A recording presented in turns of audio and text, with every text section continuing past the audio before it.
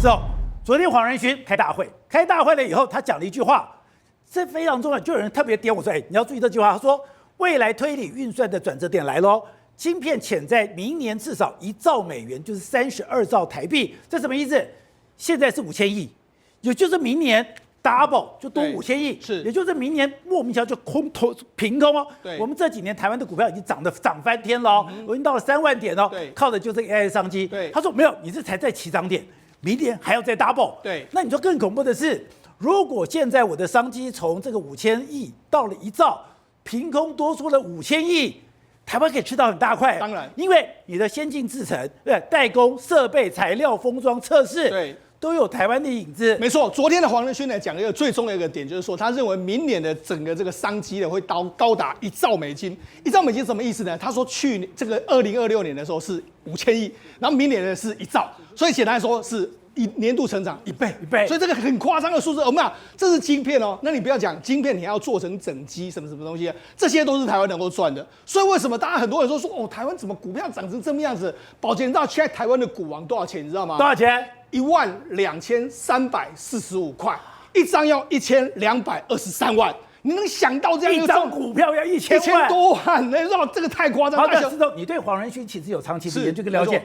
他会唬烂吗？他会说谎吗？他会骗人吗？对，依照过去的这个状况不会。那我想为什么台湾他每次讲都对啊？对，都差不多，而且大部分都赢过预期哦。那为什么会这样子？你要想说台湾，我跟他讲，台湾也是熬成婆。你知道黄仁勋过去一段时间，他一开始在做这些晶片呢，做这些设备的时候，你看没有人鸟他啊。我们台湾为什么？我们台湾是2018年的时候，台湾全岛赌烂他的身家，全岛赌在台积电赌烂他的身家。我们很多公司像什么散热啦、AI 那些什么设备也是照样。那时候没有人看好，他本来有去找韩国做，韩国没有人要做啊，这是什么东西啊？那时候开始就是由台湾来做。所以我跟他讲，为什么台湾今天能够做到今天？对，事实上是我们赌黄仁勋，那黄仁勋选了我们。对，事实上我们台湾很多你看黄仁勋很多都是只有他自己的东西啊。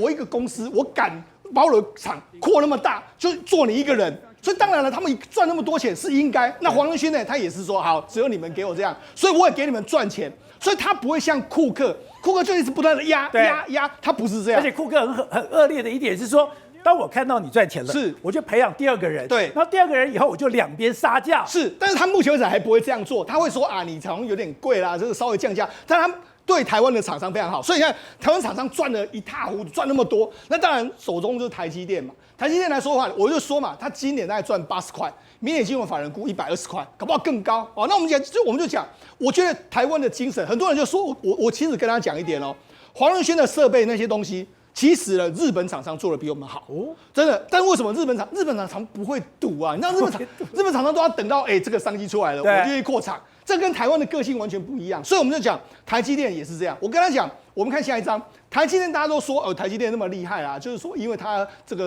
个制程很好。我跟他讲，台积电会那么厉害，是因为它有很多周边的兵团在帮他。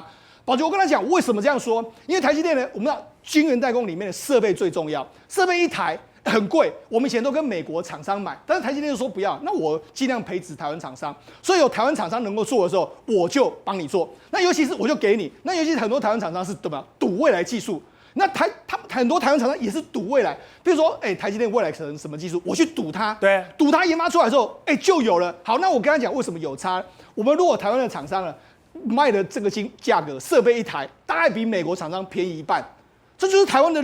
这就是台积电赚的地方啊！对，那为什么这样？因为韩国也要跟国际厂商买，我们可以不用，我们也可以给台湾很多设备厂商买，一台省了1亿、2亿、2亿，一个晶圆设备里面来说要好几千台。因为其实我刚刚讲的 AI Factory 它是一个新的概念，是很多的东西都是新的，是。其实所以说台商就透过台积电在前面当领头羊，对，领头羊以后刚刚讲的。像封测啦，像整个的那个检测，任何的检测仪啦，包括这个水冷啊、液冷啊这些东西，对，都是没有人，都是一个新的世代。当然，这个新的世代里面，台湾就冲进去了。对，譬如说我们讲最近大家都很红的先进封装，对，先进封装 CoWoS， 我就跟你讲，这是台积电的独门技术，国际设备厂商根本就觉得啊，你这行功没行功嘛，唔知，所以台湾厂商去赌它。赌它之后出来之后，所以这些股价完全大涨。譬如说，你看这个我们上市上柜里面什么精彩科、油田啊、正美应用啊、穆德啊、德律、贝利科，最近都涨翻天。为什么？因为这些厂商敢赌，赌上去之后，对了就中。而且那这些厂商里面，为什么台积电喜欢这些厂商？所以说台湾人赌性坚强，赌对了。但是我觉得，因为台积电愿意用这些厂商里面来说，很多是从台积电出来的。也就是说，他们呢，其实最重要的是要维持跟台积电的关系。我去台积电里面看，你的技术往哪里走啊？我们可能会中啊。那台积电通常是这样，你这些厂商有机台出来，我就来用看中了 ，OK， 好，我就用你的单。那因为他敢大胆用台湾的，是因为什么？因为便宜。台湾，我就刚才讲，台湾的厂商大概只有国际厂商的一半价格，而且还有一个好处是什么？因为这些都在台湾厂商，你有没有注意到，我们每次地震的时候，这些厂商的人全部都到台积电去，这是台积电一个很重要哦。对，你如果假设今天同样地震发生在韩国，我跟你保证，他要 call 什么？这个美国公司阿里山学妹来，他坐个飞机过来，3天后，台积电不用几个小时，他们就全部到。这是台积电真正的实力跟这个爆发力所在。所以我们来给大家看下一张，你会看到说，最近呢，我们说很多股票涨到那，你就觉得无法无天。譬如说，我跟你讲，有一家公司在上新贵叫三泰斯，我记得它去年年底的时候，它55块，你知道今天它涨到多少？1540块。55到1040块，30。然后还有一家公司叫正美应用，它去年年底的时候60块，现在涨到241。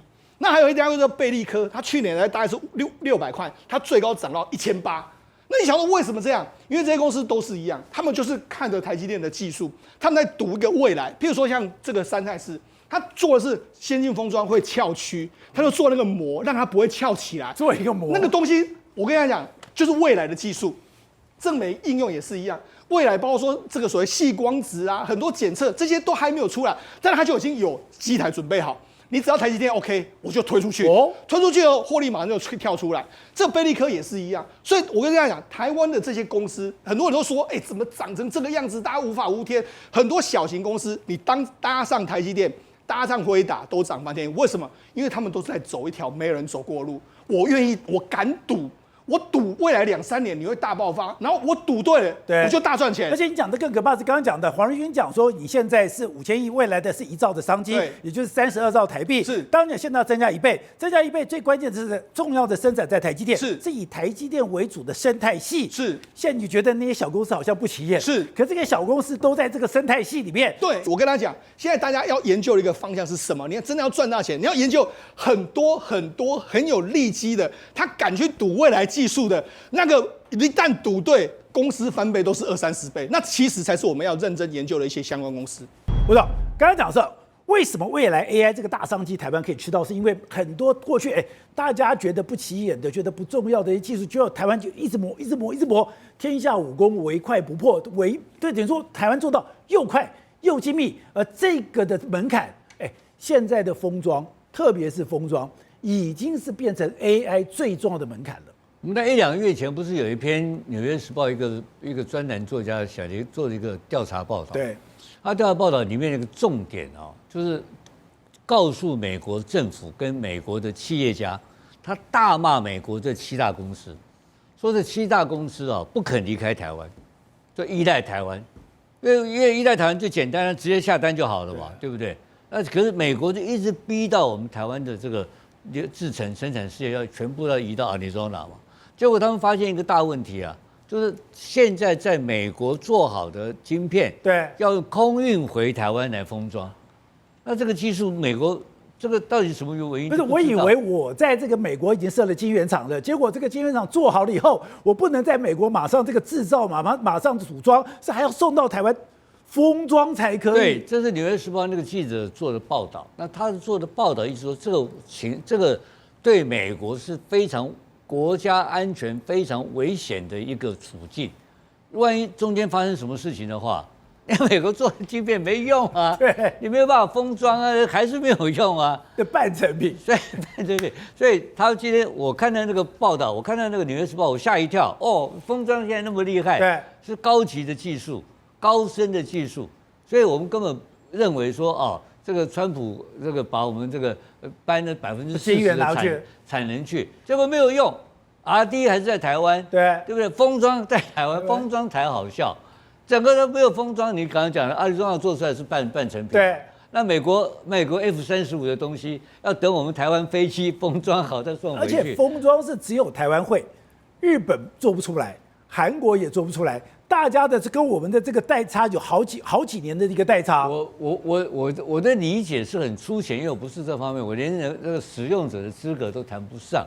但是我所知道，现在的封装是台积电主导的封装技术，所以这个是不一样的概念啊，已经进入另外一种层次的东西啊。所以但是我现在确定，他讲他把不同的材质、不同的东西封在一起，里面有热胀冷缩，里面的这些东西差异，还有它里面非常精细，中间的有那个所谓的物理传水的效应，中间你只要有一点点没做好，这个封装就没效果了。这个理论上我知道，但是我不是专家，我们不敢谈啊。可是我主要讲的就是美国对这个事情非常介意，而且一直警告美国的商人说不要依赖台湾。但是这个其实57台每晚9点，宝洁点兵点出全球战略新布局。